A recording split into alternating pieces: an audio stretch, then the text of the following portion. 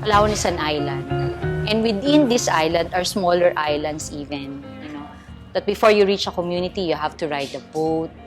It's very important that in the PRC, we're better equipped to reach these people who, for us, we think are the most vulnerable. People that we should not neglect because they are so hard to reach, to bring more of our services closer to them.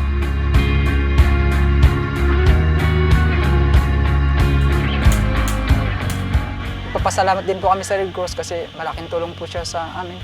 Binigyan niya po kami ng may 2,000 pesos na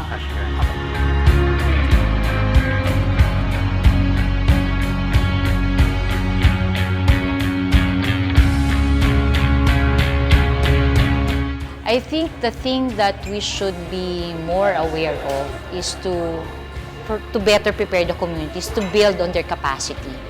Capacity doesn't just only mean you provide them with trainings and that's it. It's more going beyond. Our strength in the Red Cross is on the grassroots level. We are there. We make them feel we are there, no matter how difficult it gets us.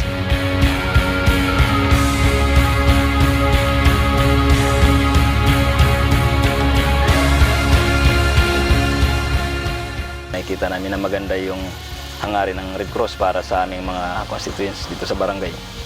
Having 16 years of my life with the Red Cross, it's always been fulfilling to reach out, to serve to these people. Coming from the heart really gets us to where we are, reaching the most vulnerable.